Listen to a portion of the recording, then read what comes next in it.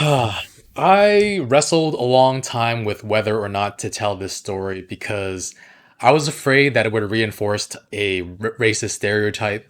And I shared it with a friend of mine about a year ago, and they said that they understood the value of it. So even though I hesitated for a while, here we are. I'm not even sure where to start this video.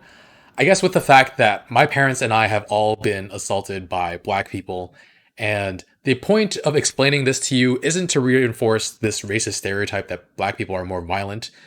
In fact, it's just the context that's necessary to make an argument against such holding such stereotypes.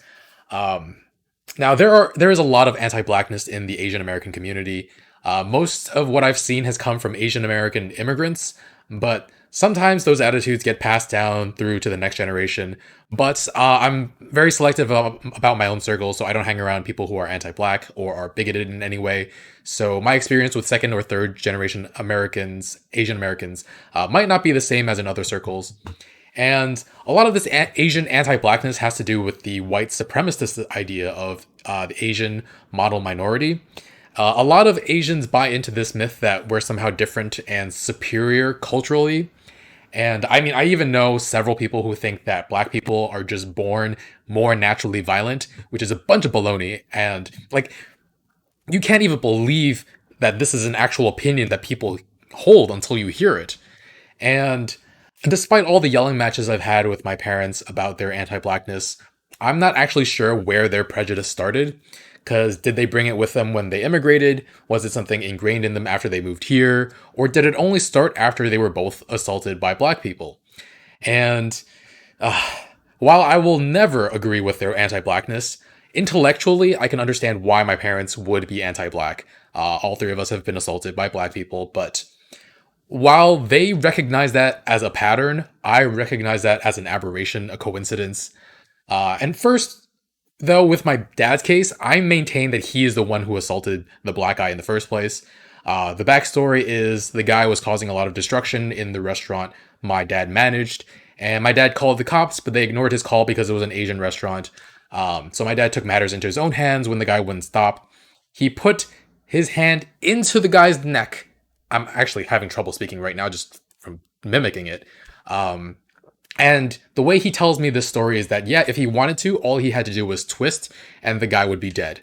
But he calmed down and was like, this isn't worth it. He loosened his grip and the guy immediately punches him in the face, gave him several stitches here. So I maintain that what the guy did, what the black guy did, was self defense.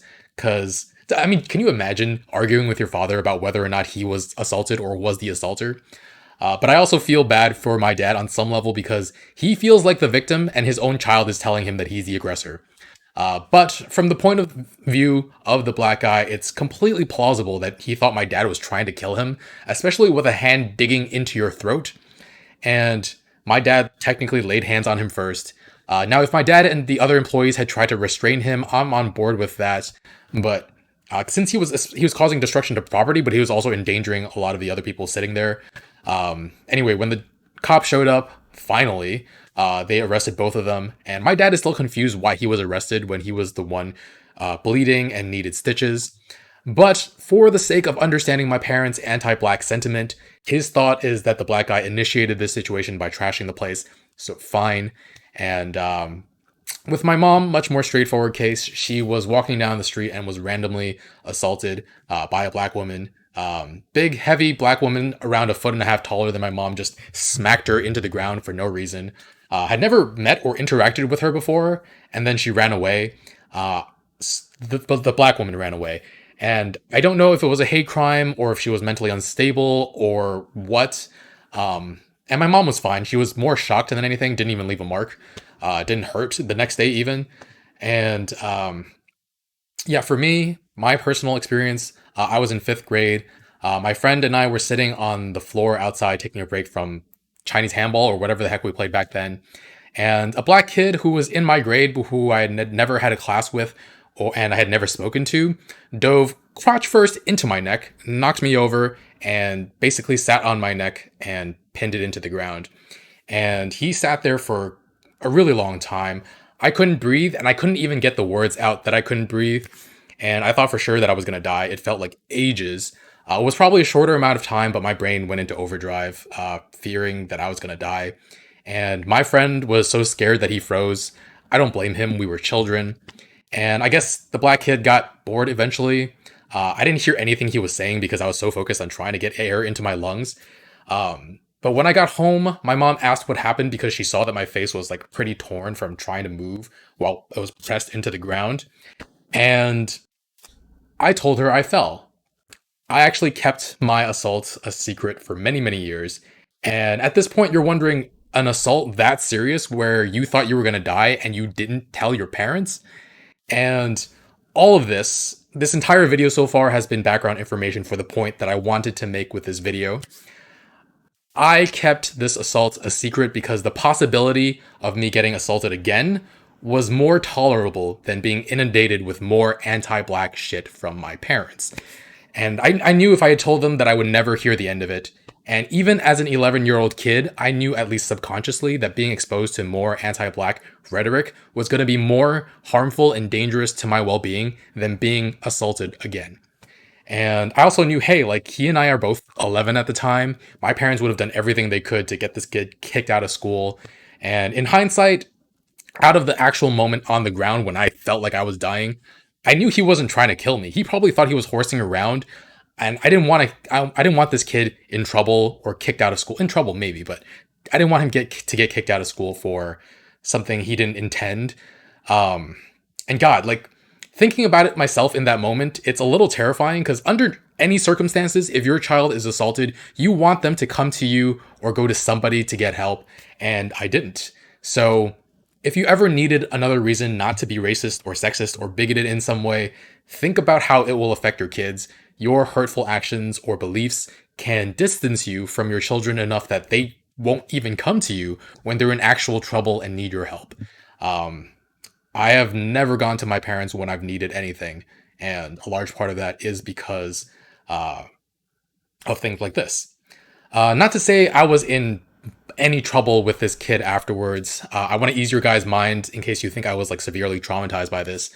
I was surprisingly fine afterwards, and I know a lot of people wouldn't be. I was very lucky. I don't know, something in my brain just didn't get traumatized because of it. And I guess part of it is knowing that the kid wasn't actually trying to hurt me or trying to, I don't know, cause me any permanent damage. Now, being a kid, instead of trying to talk to him and telling him why what he did was wrong, and why it wasn't okay, instead I put myself on guard for any future tussles. Instead, he tried to start a few more fights with me, but I never let him sneak up on me again. And so I kind of planted his ass every time he came after me. To this day, I don't know why he did what he did. Was it racially motivated? I don't think so, because there were a bunch of other Asian kids in our school, and he never went after any of them. I don't know if he went after anybody else actually. I did kind of stand out in elementary school because I was the top of the class, and because I got along well with everybody, and everybody I talked to at least in school. So maybe he was jealous. I don't know. But yeah, I've talked about this in therapy too, and the one lasting thing that might have come from this is I'm actually not sure if the reason I trained to get like super strong as heck throughout the years was motivated by that one moment in my life, because it's possible, but I can't actually know. But back to the point at hand, I've wondered why I didn't take that one assault as a way to judge a whole race when so many people in a lot of communities are so quick to do that, especially when it comes to anti-blackness and the issue of violence.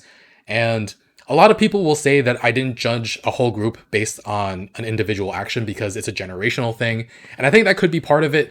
But for me personally, I think it was an exposure thing. I probably interacted with more black people by the time I was 11 than my parents had in their entire lives up to that point. And I'm very thankful to grow up going to an elementary school that had a lot of every race besides Native American. I don't think I've ever met a Native American actually still up to this point. And I was extremely lucky that we had all other kinds of races in our school back then, though, because believe it or not, New York City has some of the most segregated schooling in the entire country. Actually, the last time I checked, it had the most segregated schooling in the entire country, largely due to real estate. And so I was very, very lucky. But my point is that a lot of people cannot separate the actions of several people from a group as a whole. And as hard as it is for me to actually see it sometimes, my parents don't hate black people. They understand some of the injustices they face and are on their side a lot of the times. And sometimes they try to give them the benefit of the doubt, but that's just the thing. Why is there doubt in the first place? Because one random person came after you, one random person came after your spouse, and one random person came after your child. I don't know how many black people there are in the city, but we've been attacked by three of them, and somehow they use that as justification to uh, judge a whole race. And I mean, that's not to say. I mean, I've had to check myself a couple of times too throughout the years. One time I was waiting in the car for my parents when a bunch of young black men were just hanging around on the sidewalk near me, and I locked the doors, and it bothered me a little bit. I had to think very carefully, like, would I have done the same thing if it was a bunch of really loud white guys, Asian, Hispanic? Um, I thought about it for a while. I was very happy to realize that yes, I would have locked the door in all those situations. But now that I think about it, would I have locked the door if it was a bunch of women of any race? Maybe not, and maybe that's an implicit bias that I should check into as well. But I don't know. I kind of hate being in my dad's car nowadays, but if I ever am in his car, I just lock the door immediately, even if no one's around. Anyway, I feel like I've just been rambling at this point. Don't know how to end this video. I guess I'll just reiterate the point that I've been trying to make this entire time and try to draw a larger conclusions. Your actions, your beliefs, they can affect the way others see you and how willing they are to be open and vulnerable with you. So I would advise to do your best not to just be accepting, but also be loving of other people so that those you care about don't try to shut you out of certain parts of their lives. I mean, this happens a lot of the times with the LGBTQ community, but it happens elsewhere as well. So be aware of what you're putting out into the world. Try to learn about different people and become exposed to different ways of life. And yeah, I would never want any potential children of mine or even my friends to not come to me when they have problems. And I mean, a lot of people in my life, a lot, like, I think, let me actually think. All of my closest friends have talked to me about their traumatic experiences. And I theorize it's because I'm unafraid to show vulnerability. And I am mostly non judgmental outside of like Trumpers, bigots, those people who exploit and abuse others, etc. And while it hurt to hear their experiences and their trauma, I'm glad that I was able to be there for them. And I feel like I'm coming at you guys with like this big idea and I'm being rather wordy with it. So I want to try and distill it into something smaller. Um, your compassion and understanding towards strangers affects those closest to you as well. That feels a little vague. We make the world what it is by what we do. Good sentiment, but wrong direction. That's even vaguer. But hopefully you understand what I'm trying to get at in this video. I talked about implicit biases last video with Zootopia, cinema therapy, and I think it's important to confront those implicit biases because you don't know if what you're putting out there might change how people act around you or how comfortable they are sharing important things with you. Okay, anyway, thanks for watching. Something a little bit more lighthearted next week. Might not be on a Wednesday due to other shows and movies coming out, so we'll see. But yeah, thanks for listening. If you have a good way of distilling the message of this video, leave it in the comments below. No anti-black shit in the comments. I've been trying to avoid that my entire life. Or I've been yelling at people for it my entire life, and I do not feel like doing it in the YouTube comments. So please avoid that. Anyway, guys, thanks for watching. I will see you guys soon. Bye, friends.